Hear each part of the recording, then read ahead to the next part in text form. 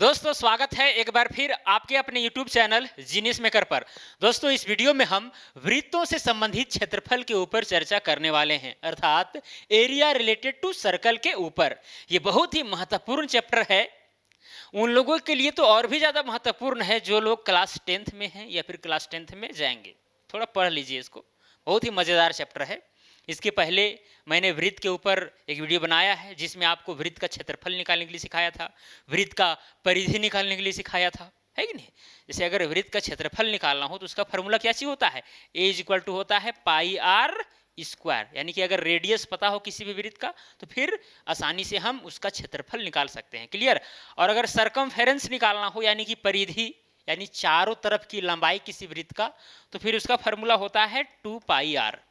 ये मैंने आपको बताया था, मतलब पहले वीडियो में। अगर नहीं देखेंगे तो डिस्क्रिप्शन में लिंक दिया है, आप देख सकते हैं। अगर नहीं भी देखेंगे तो कोई दिक्कत नहीं है, क्योंकि उस वीडियो से थोड़ा सा ये वीडियो जो है हट के होगा। क्लियर। क्योंकि दूसरे आकृति पर चर्चा होगा लेकिन रिलेटेड रहेगा सर्कल के ऊपर ही, जिसको मैं बता ही दूंगा। क्लियर।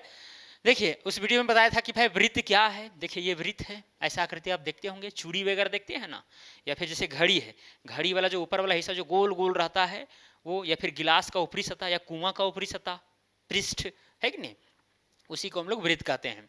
क्लियर। और ये वाला जो चारों तरफ जो आप देख रहे हैं बिंदुओं का समूह, ये क्या है, परिधि है। ये वाला जीवा है, ये वाला क्या है, केंद्र है।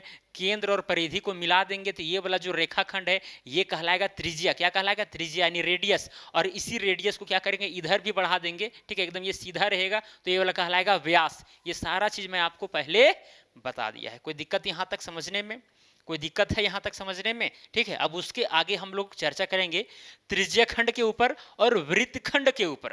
ये बहुत ही सिंपल चीज है, आप तुरंत समझ जाएंगे। पहले आकृति को समझिए कि भाई त्रिज्यखंड यानी कि सेक्टर किसे कहते हैं। त्रिज्यखंड को इंग्लिश में क्या कहा जाता है, सेक्टर। यहाँ पर हम लिख देते हैं सेक्टर। क्लियर। और वृत्तखंड को कहा जाता है सिगमेंट,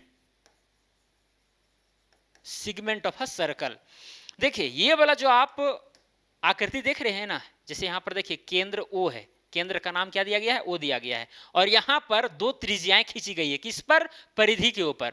एक ये वाला है ओ ए और एक क्या है, ओ बी है, दो त्रिज्याएं हैं।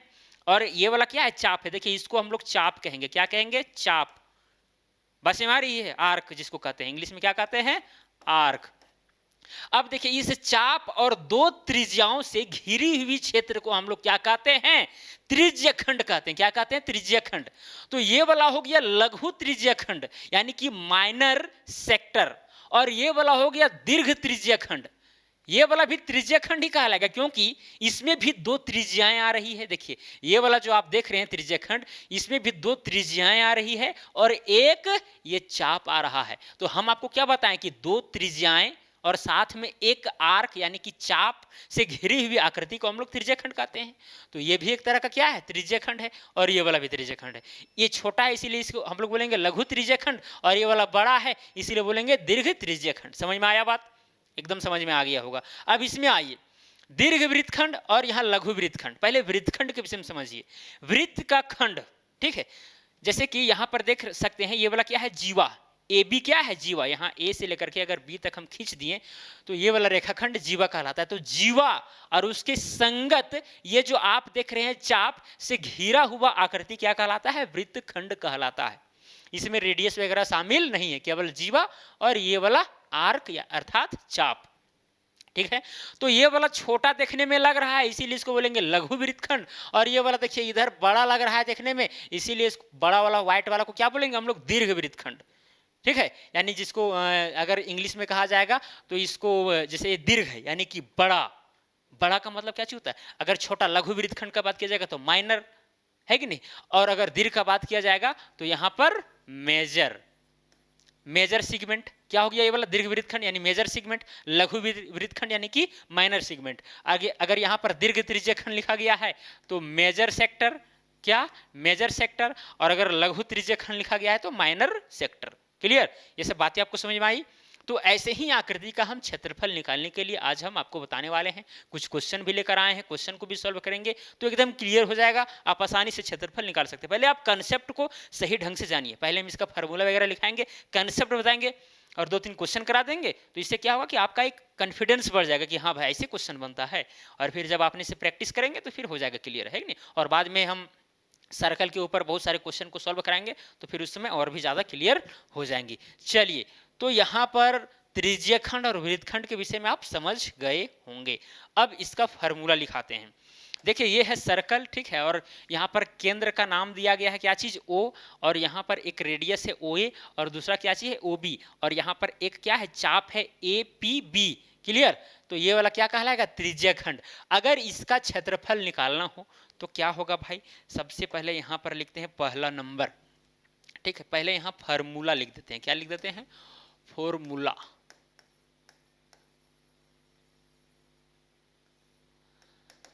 और फर्स्ट नंबर देते हैं, फर्स्ट नंबर त्रिज्यखंड,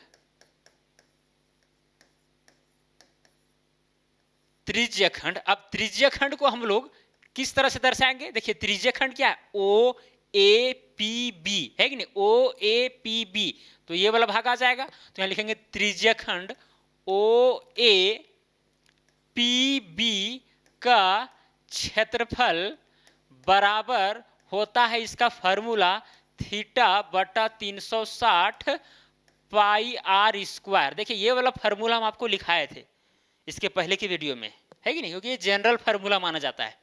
क्योंकि अगर हम पूरा सर्कल की अगर हम निकालना चाहेंगे क्षेत्रफल, तो इस थीटा की जगह पर 360 हो जाता है, क्योंकि भाई अगर यहाँ पर केवल बिंदु रहेगा, ठीक है, तो इसके चारों ओर 360 डिग्री बनेंगे, तो यहाँ थीटा की जगह पर 360, तो 360 कट जाता था, तो केवल पाई आर स्क्वायर बच जाता था वृत्त के क्षेत्रफल में, है कि नहीं। तो एक तरह का ये जनरल फार्मूला हो गया, ठीक है।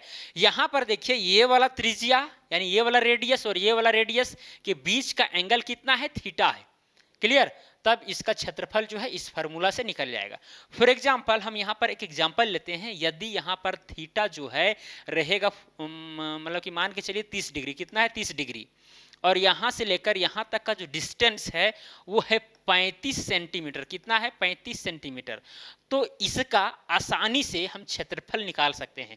क्या करेंगे, थीटा की जगह पर रख देंगे, कितना 30 डिग्री है तो 30 रखेंगे, डिवाइडेड बाय हो जाएगा 360, और हम जानते हैं पाई एक कांस्टेंट है, स्थिरांक है, और पाई का मान होता है 22/7, तो 22/7 रख देंगे, और आर स्क्वायर मतलब रेडियस का स्क्वायर, तो रेडियस कितना है 35 सेंटीमीटर, तो हो जाएगा 35 का स्क्वायर, यानी कि 35 गुना 35।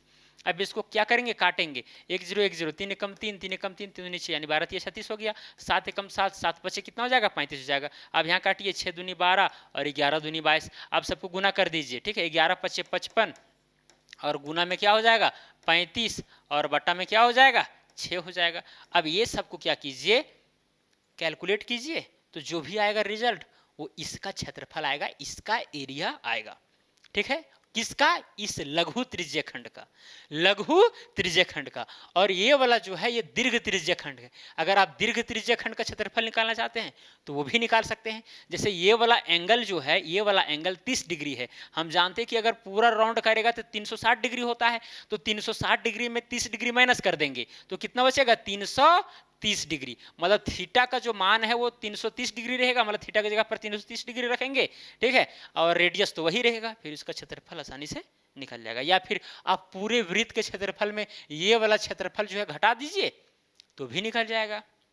बात समझ में आ रही है। तो जहां भी क्वेश्चन में आपको अगर त्रिज्यखंड का क्षेत्रफल निकालने के लिए कहा जाएगा या वृत्तखंड का क्षेत्रफल निकालने के लिए कहा जाएगा, तो आप छोटा वाला का ही निकालिएगा, बड़ा वाला का नहीं। अगर वहां पर क्वेश्चन में कहा गया है दीर्घ लघु का प्रयोग किया गया तो फिर ठीक है, कोई बात नहीं। अगर नहीं किया गया है, केवल बोला जाएगा त्रिज्यखंड का क्षेत्रफल निकालिए, तो छोटा वाला ही पर ध्यान देना है, बड़ा वाला को छोड़ दीजिएगा। क्लियर, बात समझ में आई। चलिए अब इसको मिटा देते हैं। अगर आपको निकालना हो त्रिज्यखंड का क्षेत्रफल तो नहीं निकाल पाएंगे आसानी से, कोई बड़ी चीज नहीं है भाई, केवल ये थीटा पता होना चाहिए और रेडियस पता होना चाहिए, निकल गया, कहानी खत्म। अब देखिए इसके आगे दूसरा नंबर, त्रिज्यखंड या फिर चाप की लंबाई लिखते हैं, चाप की लंबाई, चाप। अब यहां पर चाप क्या है, A P B, A P B का लंबाई बराबर क्या चीज हो जाएगा, थीटा बटा में 360 इंटू में क्या होगा 2 पाई आर। देखिए यहां पर नामकरण इसीलिए कर रहे हैं ओ ए पी बी, ताकि आपको पता चल पाए कि भाई त्रिज्यखंड का मतलब क्या हुआ, इस चाप का मतलब क्या हुआ, इसीलिए हम लिख रहे हैं। नहीं भी लिखेंगे तो भी काम चलेगा। क्लियर। चलिए, अगर आपको इसका लंबाई पता करना हो, ए से लेकर के बी तक का अगर आपको लंबाई पता करना हो चाप की, तो फिर आप ज्ञात कर सकते हैं। केवल आपको यहाँ का एंगल पता होना चाहिए। सपोज कीजिए यहाँ का एंगल जो है 60 डिग्री है। कितना है? 60 डिग्री। ठीक है। और रेडियस जो है, रेडियस भी पता होना चाहिए। ठीक है, क्या होना चाहिए? रेडियस भी पता होना चाहिए। मान के चलिए कि 30 मीटर है। कितना है? 30 मीटर। तो क्या करेंगे? थीटा के जगह पर रख देंगे 60, तो 60 बटा हो जाएगा 360, और इनटू में 2 पाई भाई 22/7 होता है, तो 22/7 लिखेंगे, और यहाँ पर क्या हो जाएगा? 30 हो जाएगा। 1 0 1 0, 6 कम 6 6 6 36, 6 कम 6 6 5 6 30। अब इस गुना कीजिए, 22 दूना हो जाएगा 44, और 44 पे कितना हो जाएगा? 220 हो जाएगा। बटा में साथ आप डिवाइड कीजिए, इतना मीटर स्क्वायर आंसर हो जाएगा। मतलब मीटर स्क्वायर बोलते हैं, मीटर में होगा। किस में होगा? मीटर में। मीटर में क्यों होगा भाई? क्योंकि भाई चाप की हम लंबाई नहीं ज्ञात कर रहे हैं, क्षेत्रफल नहीं कर रहे हैं, तो बहुत बड़ा मिस्टेक हो जाता है। मिस्टेक नहीं करना है, ठीक है। क्षेत्रफल अगर जहाँ रहेगा वहां पर हम यूनिट का स्क्वायर लगाते हैं। अदरवाइज अगर लंबाई है भाई तो मीटर में रहेगा, सेंटीमीटर में रहेगा, किलोमीटर में रहेगा, जिसमें दिया रहेगा वो चीज है कि नहीं। बस भाई एकदम आपको समझ में आ जाना चाहिए। चलिए इसको मिटा देते हैं हम। अब यहाँ पर त्रिज्यखंड का क्षेत्रफल अगर निकालना हो तो भी निकाल लेंगे। अब यहाँ पर त्रिज्यखंड की चाप की लंबाई अगर निकालना हो तो वो भी आप निकाल लेंगे। अब आते हैं वृत्तखंड के ऊपर। सपोज कीजिए कि इस ए और बी को हम ऐसे करके मिला देंगे। सही से मिलाते हैं, ए और बी को क्या किए? मिला दिए। अब ये वाला भाग का हमें क्षेत्रफल निकालना है, इस भाग का क्षेत्रफल निकालना है, तो कैसे निकालेंगे? अब इसका कहेंगे आप कि भाई स्पेशल फार्मूला हो, तो स्पेशल फार्मूला आपको जल्दी नहीं मिलेगा। ठीक है, अगर मिलेगा तो फिर वो रेडियन में, जो यहाँ पर एंगल है उसको रेडियन में प्रयोग करना पड़ेगा, जो आपको समझ में थोड़ा कम ही आएगा। रेडियन और ये वाला जो एंगल रहता है डिग्री वाला, उसमें क्या संबंध है, ठीक है, किस तरह से इंटरचेंज करते हैं, इस पर भी वीडियो हम बनाएंगे। अगर आप कहेंगे तो कमेंट कर सकते हैं। क्लियर। लेकिन यहाँ पर केवल हम यही डिग्री वाला एंगल के ऊपर चर्चा करेंगे। ठीक है, तो अगर मान के चलिए इस वृत्तखंड का क्षेत्रफल आपको निकालना हो तो एकदम सिंपल सा तरीका है। सिंपल सा देखने में लगेगा लेकिन कॉम्प्लिकेटेड कभी कभी हो जाता है। ठीक है, तरीका क्या है? इस वाला का क्षेत्रफल निकालना है। किसका? A P B. देखिए ये वाला भाग का, ये वाला भाग का आपको क्षेत्रफल निकालना है। तो करेंगे क्या? इस त्रिज्यखंड का पूरा क्षेत्रफल निकाल लेंगे और उसमें से घटा देंगे इस त्रिभुज के क्षेत्रफल को। तो ये वाला वृत्तखंड का क्षेत्रफल, लघु वृत्तखंड का क्षेत्रफल निकल जाएगा, है नहीं? माइनर सेगमेंट का एरिया। चलिए अब यहां पर लिखते हैं तीसरा नंबर। तीसरा नंबर क्या चीज? लघु वृत्तखंड यहां पर लिख देते हैं, या फिर वृत्तखंड ही लिखते हैं। वृत्तखंड का क्षेत्रफल बराबर होगा वृत्तखंड का, या फिर यहां वृत्तखंड ए पी बी का क्षेत्रफल बराबर हो जाएगा, क्या होगा? त्रिज्यखंड,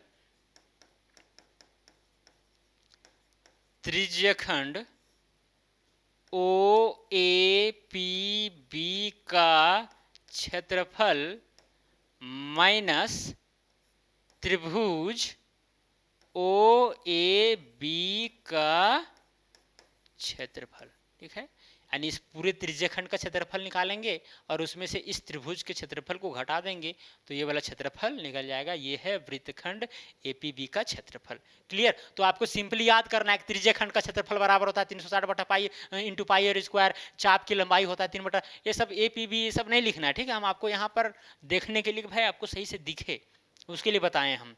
क्लियर। चलिए अब इतना फार्मूला काफी है अभी। अब जब क्वेश्चन आएगा तो फिर आपको नई नई चीजें सीखने को मिलेंगी, है कि नहीं। और साथ में अर्धवृत्त के विषय में भी यहाँ पर जान लीजिए, क्योंकि देखिए कभी कभी होता क्या है, त्रिज्यखंड है, ये वाला यहाँ पर देख रहे हैं एक रेडियस, ये वाला रेडियस, अगर ये रेडियस एकदम ऐसे हो जाए, एकदम पूरा एक दूसरे के अपोजिट, ठीक है, जैसे कि मान के चलिए यहाँ पर वृत्त है ऐसे करके, और यहाँ पर केंद्र है, और इस तरह से एक रेडियस इधर एक रेडियस इधर, तो देखिए यहाँ पर अर्धवृत्त बन गया। अब अगर इसका क्षेत्रफल निकालना हो तो इसका भी फार्मूला आप जान लीजिए, इसका भी फार्मूला जान लीजिए। चौथा नंबर में अर्धवृत्त का, अर्धवृत्त का क्षेत्रफल बराबर होता है पाई आर स्क्वायर बटा में 2। देखिए वृत्त का क्षेत्रफल जितना होता होगा, यानी पूरे वृत्त का क्षेत्रफल जितना भी होता होगा, उसको अगर हम 2 से डिवाइड कर देंगे तो अर्धवृत्त का क्षेत्रफल निकल जाएगा। क्लियर। और अगर 5वां नंबर में अर्धवृत्त का परिमाप, अर्धवृत्त का परिमाप अगर निकालना हो तो ये क्या चीज होगा? ये होता है two pi r divided by two, 2 pi r divided by 2 plus में होता है 2 आर।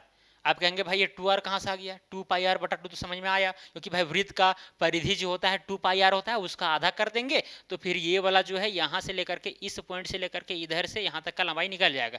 लेकिन देखिए परिमाप में अगर हम बात करेंगे तो ये वाला, चलिए ये वाला हम पोर्शन मिटा देते हैं, ये वाला पोर्शन मिटा देते हैं, परिमाप बोलिए या परिधि बोलिए बात बराबर है, ठीक है। लेकिन वृत्त के लिए बेसिकली परिधि का ही प्रयोग किया जाता है।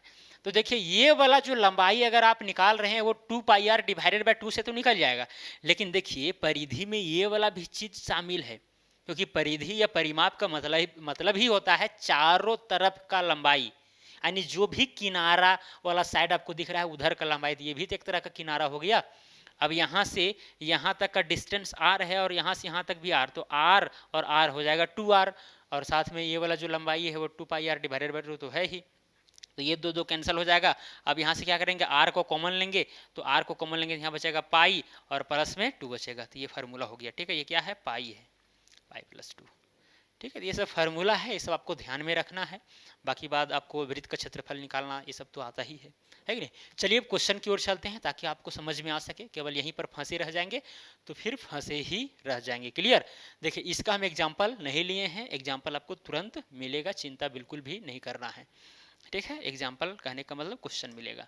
देखिए यहाँ पर क्या बोला गया, क्वेश्चन नंबर 1 बोला गया है त्रिज्या 4 सेंटीमीटर वाले एक वृत्त के त्रिज्याखंड का क्षेत्रफल ज्ञात कीजिए जिसका कोण 30 डिग्री है, साथ ही संगत दीर्घ त्रिज्याखंड का क्षेत्रफल भी ज्ञात कीजिए। सबसे पहले आप क्या कीजिए, यहाँ पर वृत्त बनाइए, यहाँ पर खाली स्थान है इसीलिए हम यहीं पर बना दे रहे हैं, ठीक है। यहाँ पर देखिए ये वृत्त बन गया, अरे भाई इतना खराब बनेगा तो फिर कैसे काम चलेगा हो। यहाँ पर सेंटर है, ठीक है, सेंटर कहाँ चला गया, यहाँ। क्लियर। जो भी हो थोड़ा मोड़ा इधर उधर हो ही जाएगा भाई, सब अपने हाथों से कृत्रिम रूप से बना रहे हैं, अपने हाथ से नेचुरली है नहीं, ऐसा नहीं ना मशीन लगा हुआ है। चलिए त्रिज्या 4 सेंटीमीटर, त्रिज्या कितना है ये वाला 4 सेंटीमीटर, ठीक है। त्रिज्या 4 सेंटीमीटर वाले एक वृत्त के त्रिज्याखंड का क्षेत्रफल निकालिए जिसका कोण 30 डिग्री है। यहाँ पर एक त्रिज्याखंड बन रहा है, ठीक है, और यहाँ पर एंगल जो है कितना है 30 डिग्री है, तो ये वाला पोर्शन का आपको क्षेत्रफल निकाल करके बताना है। ये वाला जो आप पोर्शन देख रहे हैं ना, इसका क्षेत्रफल आप निकाल के बता दीजिए, ठीक है। तो नहीं निकाल पाइएगा, इतना इजी क्वेश्चन कौन नहीं बना पाएगा जी, इतना इजी क्वेश्चन, ठीक है। यहाँ लिखते हैं सॉल्यूशन। हम जानते हैं कि त्रिज्याखंड का क्षेत्रफल बराबर होता है त्रिज्याखंड का क्षेत्रफल बराबर क्या होता है, थीटा बटा में 360 पाई आर स्क्वायर। तो बताइए यहाँ थीटा का मान कितना दिया गया है, एंगल कितना दिया गया है 30 डिग्री, तो हो जाएगा 30 बटा 360, और पाई का मतलब 22 बटा 7 होता है, लेकिन यहाँ पर प्रयोग करने के लिए कह दिया है कि भाई 3.14 कीजिए, तो यहाँ पर 3.14 ही करेंगे, ठीक है। यहाँ पर अगर कहा गया है तो कर लीजिए, नहीं करेंगे तो कैलकुलेशन में आपको दिक्कत होगी। आंसर तो लगभग में सेम आएगा, थोड़ा मोड़ा मतलब डिफरेंट रहता है, लेकिन अगर कहा है तो वही चीज को प्रयोग कर लीजिए। इनटू में आर का स्क्वायर, आर कितना है 4 सेंटीमीटर, तो हो जाएगा 4 गुना 4। क्लियर। अब काटिए, 1 0 1 0 कट गया, 3 एकम 3 3 एकम 3 3 दूनी 6, यहाँ 12 आया। अब इसको भी काटिए, 4 एकम 4 4 तिया 12, फिर 4 एक 5 5 3 8, ये 3 से तो नहीं कटेगा भाई। चलिए हम इसको गुना ही कर लेते हैं, ठीक है। 4 चौके हो जाएगा 16 के 6, हाथ में बचेगा 1, 4 एकम 4 और 1 हो जाएगा 5, बासीमार ही है। और यहाँ पर क्या हो जाएगा 4 तिया 12, 2 अंक के बाद दशमलव, डिवाइडेड बाय कितना हो जाएगा 3 हो जाएगा। अब डिवाइड कीजिए, डिवाइड करने के बाद भाई अगर दशमलव में दे दिया तो पूरा दशमलव में ही निकालिए आप। क्लियर। या फिर यहीं पर आप क्या कर सकते थे, यहीं पर इतना दूर अगर नहीं जाना चाहते तो यहीं पर आप चाहेंगे तो डायरेक्टली काट सकते, 3 एकम 3 फिर 3 एकम 3, ठीक है। यहाँ एक बचा तो हो जाएगा 0 बैठाएंगे तो हो जाएगा 10, तो 3 तिया 9, फिर 3 तिया 9, इस तरह करके आते रहेगा। तो यहाँ पर क्या कीजिए 3.14 को डायरेक्ट आप क्या कीजिए 1.33 से गुना कर दीजिए। चलिए गुना करते हैं, हमको तो आंसर पता नहीं है भाई, लेकिन गुना तो करना पड़ेगा। 3 चौके 12 के 2 हाथ में 1, 3 और 1 4, 3 तिया 9, 3 चौके 12 के 2 हाथ में 3 और 1 4, 3 तिया 9, फिर यहाँ हो जाएगा 314। आप जोड़िए 2 4 2 6, 9 4 13, 4 17 के साथ हाथ में 1, 9 और 1 10 11 हाथ में 1, 41 आया, यानी 4 अंक के बाद दशमलव बैठा देंगे, ठीक है। यहाँ पर तो कितना आया, यह आ गया 4.176। तो यहाँ लिख देंगे 4.176 है, तो यहाँ पर 8 कर देते हैं, क्या कर देते हैं, 8 कर देते हैं। यहाँ पर 4.18 अगर सेंटीमीटर में दिया गया है तो सेंटीमीटर का स्क्वायर हो जाएगा। तो इस तरह से आप त्रिज्यखंड का क्षेत्रफल निकाल दिए इस एरिया का। अब साथ में बोला गया है, साथ ही संगत दीर्घ त्रिज्याखंड, ये दीर्घ यानी कि मेजर त्रिज्यखंड, मेजर सेक्टर, यानी ये वाला भी क्षेत्रफल आपको निकालने के लिए कहा जा रहा है। तो ये भी निकल जाएगा भाई, है कि नहीं। क्या निकलेगा भाई, दीर्घ, यहाँ लिखते हैं दीर्घ त्रिज्यखंड, दीर्घ त्रिज्यखंड का एरिया बराबर में क्या हो जाएगा, थीटा बटा, ये तो फार्मूला लिख लेते हैं, थीटा बटा 360 इंटू पाई आर स्क्वायर। अब इसको इधर थोड़ा ले आते हैं, बराबर का साइन। अब थीटा का मान कितना हो जाएगा बताइए, ये वाला एंगल कितना होगा, अगर ये 30 डिग्री है तो ये वाला 330 डिग्री होगा। तो थीटा की जगह पर लिखेंगे 330 डिवाइडेड बाय हो जाएगा 360 गुना में पाई, पाई का मान तो लेना है 3.14, आर के जगह पर 4 गुने 4 हो जाएगा। क्लियर, 1 0 1 0। अब यहाँ काटिए, 11 तिया 33, 3 एकम 3, 3 दूना 6, फिर 4 एकम 4, 4 तिया हो जाएगा 12, बस एम आई। और यहाँ पर काट दीजिए इसको, 3 एकम 3, 3 तिया 9, फिर यहाँ बच गया 2, तो 2 और 0 3 छक हो जाएगा 18, ठीक है। यहाँ पॉइंट बैठा के, यहाँ पॉइंट बैठा के, सॉरी यहाँ थोड़ा सा इसको, पॉइंट 3 छक 18, फिर 2 बचेगा, 3 छक 18, 3 छक 18, इस तरह आते रहेगा, है कि नहीं। अब सबको गुना कर दीजिए, 3.66 इंटू में 3.14 गुना में 4, क्लियर, जो भी आएगा उतना सेंटीमीटर का स्क्वायर हो जाएगा। कहाँ गया मोबाइल फ़ोन मेरा, तो जब हम अपने मोबाइल फ़ोन से गुना किए तो लगभग 46 सेंटीमीटर स्क्वायर आंसर आता है। थोड़ा मोड़ा 19-20 हो सकता है, क्योंकि भाई ये पाई का मान 3.14 दिया गया है कि नहीं, इससे थोड़ा मोड़ा डिफरेंस जरूर आता है, क्योंकि भाई पाई एक अपरिमेय संख्या है। यहाँ पर देखिए लिमिट में दिया गया है, 2 दशमलव के बाद में 2 ही अंक, 3-4 अंक रहता है पाई का मान तो फिर उतना ज़्यादा सिग्निफिकेंट आता है, लेकिन यहाँ पर 2 ही अंक दिया गया है। पाई क्या है, एक अपरिमेय संख्या। इस तरह से दशमलव के बाद में बहुत सारी अंक जो है आते रहेंगे, कभी टर्मिनेट नहीं होता है और रिपीट भी नहीं करता है। क्लियर, चलिए, तो इस तरह से पहला नंबर क्वेश्चन बन गया, ठीक है। ये हो गया लघु त्रिज्यखंड का क्षेत्रफल और ये हो गया दीर्घ त्रिज्यखंड का क्षेत्रफल। क्लियर, चलिए चलते हैं क्वेश्चन नंबर 2 में। ये क्वेश्चन नंबर 2 जो है भाई, थोड़ा सा आपको ध्यान देना पड़ेगा, अगर ध्यान नहीं देंगे तो फंस जाएंगे। बोला गया है आकृति 12.9, यानी जो भी आकृति हो इसको हटा दीजिए। इस आकृति में दर्शाए गए वृत्तखंड का क्षेत्रफल ज्ञात कीजिए। इस वृत्तखंड का आपको क्षेत्रफल ज्ञात करने के लिए कहा जा रहा है, यदि वृत्त की त्रिज्या 21 सेंटीमीटर है, यदि वृत्त की त्रिज्या कितना हो, 21 सेंटीमीटर है, ठीक है। और कोण ए वो बी कितना है, 120 डिग्री है, मतलब कि सेंटर पर, केंद्र पर 120 डिग्री का कोण अंतरित हो रहा है, बन रहा है। क्लियर, पाई का मान 22/7 लेने के लिए कह रहा है। तो हम जानते हैं क्या जानते हैं भाई, यहाँ पर सबसे पहले लिखते हैं सॉल्यूशन। सॉल्यूशन में अगर वृत्तखंड का क्षेत्रफल निकालना हो, वृत्तखंड का क्षेत्रफल बराबर होता है, वृत्तखंड का क्षेत्रफल बराबर होता है, क्या होता है, त्रिज्यखंड का क्षेत्रफल, त्रिज्यखंड का क्षेत्रफल, उसमें से घटा देंगे त्रिभुज का क्षेत्रफल, यही ना होता है। तो हमें त्रिज्यखंड का क्षेत्रफल तो पता चल जाएगा। कैसे पता चलेगा, क्योंकि एंगल ये वाला पता है और ये वाला रेडियस पता है, लेकिन इस त्रिभुज का क्षेत्रफल पता करना उतना आसान नहीं है, क्योंकि यहाँ पर त्रिभुज का क्षेत्रफल निकालने के मेरे पास 2 जनरल फार्मूला होता है। सबसे पहला फार्मूला 1/2 गुने आधार गुने ऊंचाई, तो इसमें आधार ऊंचाई का पते नहीं है, इसमें केवल देखिए एक भुजा की लंबाई दिया गया है, 2 भुजा की लंबाई दिया गया है, लेकिन भाई मतलब आधार और ऊंचाई तो ये दोनों नहीं है कि नहीं। एक फार्मूला होता है हीरोन का फार्मूला। अब हीरोन का फार्मूला भी यहाँ नहीं लगेगा, क्योंकि भाई हीरोन का फार्मूला वहीं पर लगता है जिसमें त्रिभुज के तीनों भुजा आपको पता हो, तो फिर दिक्कत वाली बात है। अब दिक्कत वाली बात है, इसका सॉल्यूशन कैसे किया जाए। चलिए हम उस ट्रायंगल को, ये वाला जो ट्रायंगल आप देख रहे हैं OAB, उसको उठा करके हम यहाँ पर नीचे लाते हैं, ताकि आपको समझ में एकदम आराम से आ जाए। देखिए ये जो ट्रायंगल आप A है और यहाँ पर B है और यहाँ पर क्या है O है, यहाँ पर उठा के लाएं। यहाँ पर एंगल कितना बन रहा था, 120 डिग्री बन रहा था। यदि केंद्र से, देखिए सुनिएगा थोड़ा ध्यान से, यदि हम केंद्र, वो क्या है केंद्र से अगर इस जीवा पर हम लंब खींचेंगे, क्या खींचेंगे, एक लंब खींचेंगे, तो फिर यहाँ पर 90 डिग्री का एंगल बनेगा और साथ में ये वाला भुजा और ये वाला भुजा बराबर हो जाएगा। सपोज कीजिए ये वाला जो पॉइंट है यहाँ एम है, क्या है एम है, तो ए एम बराबर में क्या हो जाएगा एम बी हो जाएगा। क्या हो जाएगा, इधर हम लिख देते हैं ए एम बराबर में क्या हो जाएगा एम बी हो जाएगा। इस कंडीशन में अगर हम लंब खींचते हैं केंद्र से किस पर, जीवा पर, तब। बात समझ में आई, यहां तक समझ में आ गया। अब यहां पर देखिए साथ में क्या होता है, लंब तो जाएगा और यहां पर एंगल जितना भी रहेगा, जितना भी पूरा एंगल था उसका आधा आधा एंगल बढ़ जाएगा। मतलब 120 डिग्री पूरा है तो ये इधर होगा 60 डिग्री और इधर होगा 60 डिग्री। ये है सर्कल का प्रॉपर्टीज। अब सर्कल के प्रॉपर्टीज के ऊपर हम अगले वीडियो में देखेंगे, ठीक है।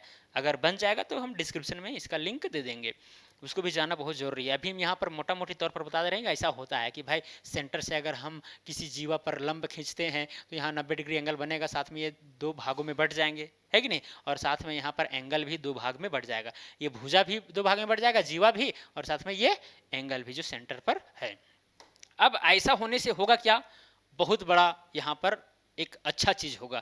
यहाँ पर देखिए ये वाला लंबाई दिया गया है 21 सेंटीमीटर, ये वाला भी लंबाई दिया गया है 21 सेंटीमीटर। हम एक त्रिभुज पर चर्चा करेंगे, इसलिए क्योंकि दोनों त्रिभुज सर्वांगसम है, यानी सभी अंग समान है। ऐसा क्यों, क्योंकि देखिए यहाँ पर ये वाला एंगल और ये वाला एंगल सेम है, ये वाला एंगल और ये वाला एंगल भी सेम है। तो जब दो एंगल जो है दो त्रिभुज के सेम हो जाएंगे तो तीसरे एंगल जो है अपने आप सेम हो जाएंगे, और साथ में एक भुजा भी सेम है। तो ए एस या फिर एस मतलब कि एस ए सर्वांग समता से क्या हो जाएंगे, ये दोनों त्रिभुज जो है सर्वांगसम हो जाएंगे, कॉन्ग्रुएंट हो जाएंगे। क्लियर। तो ऐसी स्थिति में क्या होगा, केवल हम एक ही त्रिभुज पर चर्चा करते हैं। देखिए हम ऐसा क्यों कर रहे हैं, ताकि हमको ये वाला आधार पता चल पाए, ये आधार और इसको मान लेंगे ऊंचाई। अगर आधार और ऊंचाई पता चल गया तो फिर हम इस त्रिभुज का क्षेत्रफल निकाल लेंगे। अब त्रिभुज का जैसे ही क्षेत्रफल निकलेगा तो त्रिज्य खंड के क्षेत्रफल में से इस त्रिभुज का क्षेत्रफल घटा देंगे, ये वाला हटा देंगे, तो फिर वृत्तखंड का क्षेत्रफल निकल जाएगा। इसीलिए ये सब प्रोसेस कर रहे हैं। क्लियर। ये सब आपको पता होना चाहिए, डायरेक्शन पता होना चाहिए कि भाई हम क्यों कर रहे हैं, कैसे कर रहे हैं। चलिए अब यहाँ पर ट्रिगोनोमेट्री का थोड़ा सा हम उपयोग करेंगे, थोड़ा ध्यान दीजिएगा। अगर आप ट्रिगोनोमेट्री पढ़े होंगे तो आपको सारा चीज समझ में आएगा। कोई बड़ी चीज नहीं है, एकदम छोटा छोटा चीज को हम प्रयोग यहाँ पर करने वाले हैं। देखिए यहाँ पर देखिए ये वाला हमको फाइंड आउट करना है ओएम। क्या करना है, ओएम को फाइंड आउट करना है। ये वाला एंगल हमको पता है, ये वाला एंगल हमको 60 डिग्री पता है। अगर हम कोस 60 डिग्री का बात करें तो कोस थीटा बराबर होता है आधार बटा कर्ण। तो बताइए आधार क्या हो जाएगा, ओएम हो जाएगा। ओएम क्या हो जाएगा, आधार बटा में लंब, नहीं कर्ण, ठीक है, सॉरी, कोस थीटा बराबर होता है आधार बटा कर्ण। तो यहाँ पर कर्ण कितना है, ओए है, तो ये हो जाएगा यहाँ पर ओए, यानी कि कोस थीटा बराबर ओएम बटा ओए। तो थीटा की जगह पर 60 डिग्री है। अब कोस 60 डिग्री का मान होता है 1/2, कितना होता है 1/2, तो बराबर में हो जाएगा ओएम। ओएम का तो मान हमको पता नहीं, उसी का तो मान निकालना है, डिवाइडेड बाय ओए। ओए का मान पता है 21। क्लियर। अब ओएम का मान यहां से निकल गया, क्या आया, 21 इधर चल जाएगा, 21/2 आ गया, इतना सेंटीमीटर। मतलब ओएम जो है ये वाला जो लंब आप देख रहे हैं उसका 21/2 यानी कि 10.5 सेंटीमीटर है। क्लियर। अब हमको ये वाला आधार भी चाहिए, आधार भी, तो आधार कैसे निकलेगा, सबसे पहले चलिए इतना का लंबाई हम पता कर लेते हैं। तो वो कैसे निकलेगा, साइन 60 डिग्री बराबर, ये वाला चीज अगर शामिल करना है आपको तो साइन फंक्शन को लेना पड़ेगा, ताकि इसके सामने वाला लंब है ये और ये वाला तो कर्ण हमको पता ही है। तो लंब क्या हो जाएगा, एम, क्या हो जाएगा लंब एम, डिवाइडेड में क्या चीज हो जाएगा, ओ ए, है कि नहीं, क्योंकि लंब बटा कर्ण होता है साइन थीटा बराबर। ठीक है, टेन थीटा कोट थीटा ये सब नहीं लेंगे, क्योंकि भाई यहाँ पर कर्ण हमको पता है। तो कर्ण में जो जो ट्रिगोनोमेट्रिक फंक्शन आते हैं, जैसे कि कोस आता है, कोस बराबर में होता है आधार बटा कर्ण, साइन थीटा बराबर होता है लंब बटा कर्ण। तो कर्ण कर्ण आ रहे हैं, इसीलिए कोस और साइन का प्रयोग यहाँ पर कर रहे हैं। ठीक है, ये सब आपको समझ में आना चाहिए। चलिए, तो साइन 60 डिग्री का मान होता है √3/2, कितना होता है √3/2 बराबर में एम। अब एम का तो हमको मान निकालना है, डिवाइडेड बाय ओए का मान हमको पता है कितना 21। अब 21 इधर आ जाएगा तो एम बराबर में कितना आ जाएगा, एम बराबर में हो जाएगा 21√3 डिवाइडेड बाय 2। इतना हुआ किसका लंबाई, एम का लंबाई।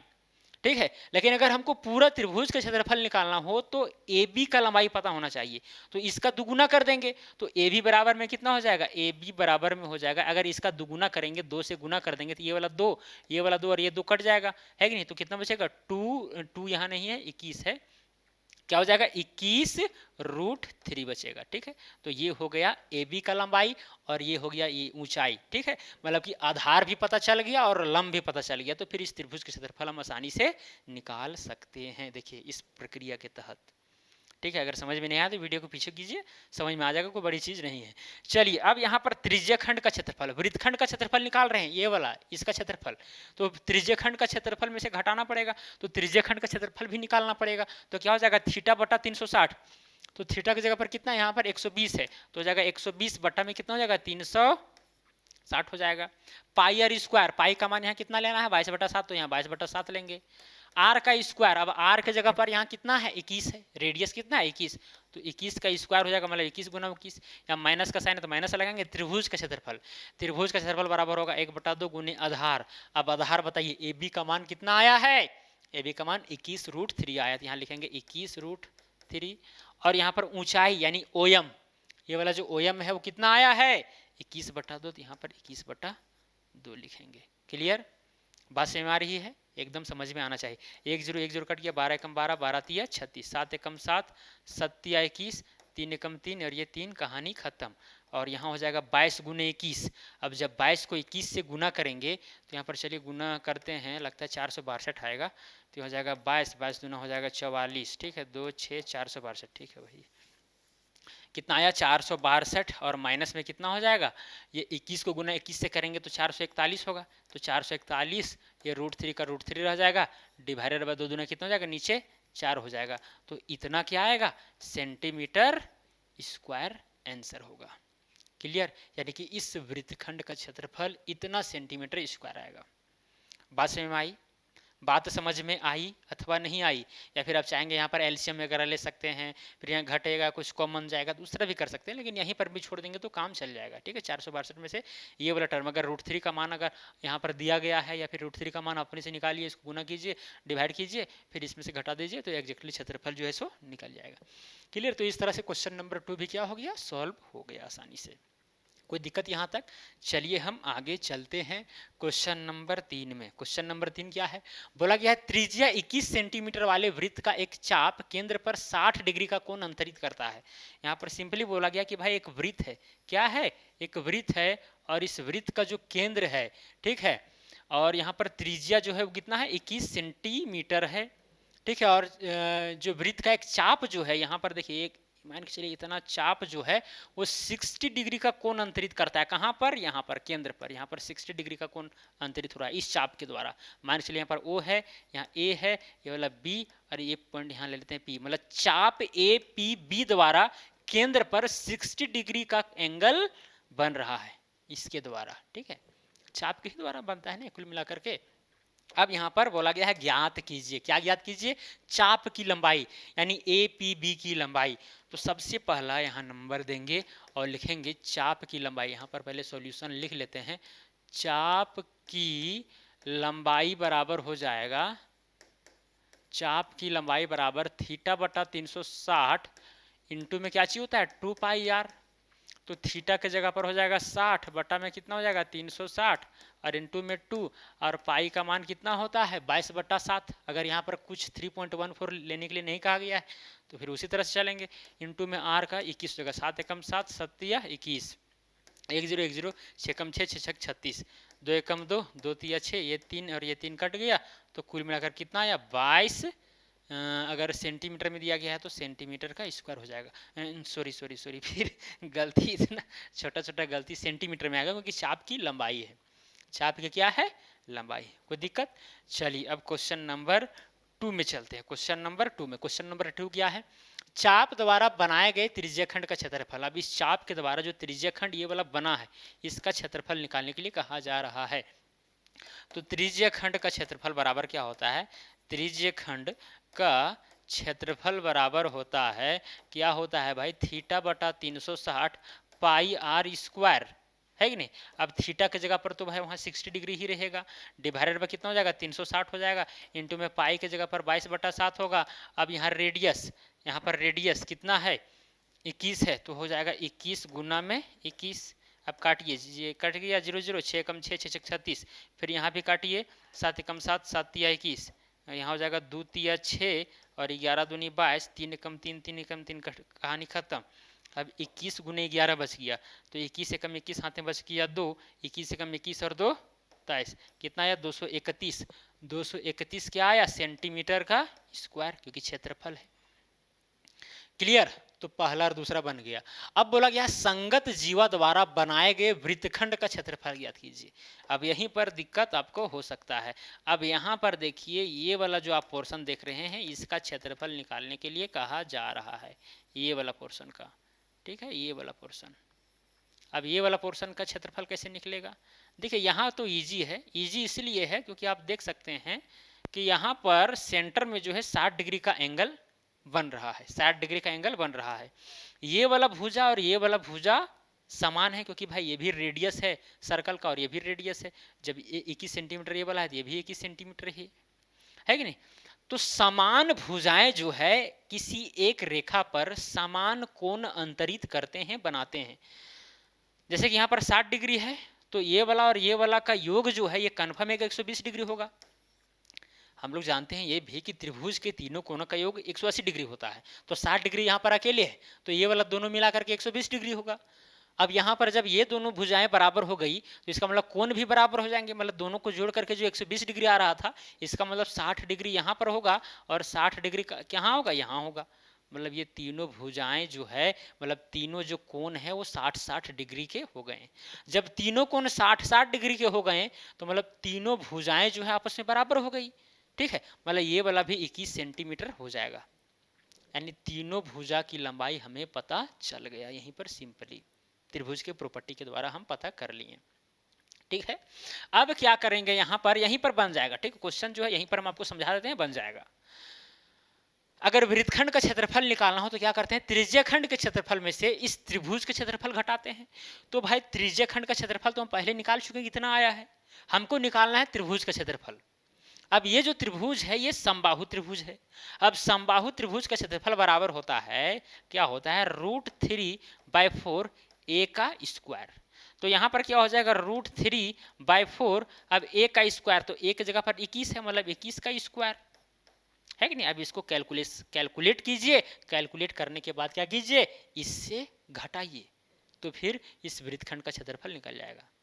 क्लियर, बस भाई एकदम कोई दिक्कत नहीं भाई। इस त्रिभुज के क्षेत्रफल के लिए निकाले हैं √3/4 a का स्क्वायर, ये होता है समबाहु त्रिभुज का क्षेत्रफल। या फिर आप चाहे हीरोन का फॉर्मूला यहाँ पर लगा सकते हैं, √S(S-A)(S-B)(S-C), उससे भी कर सकते हैं।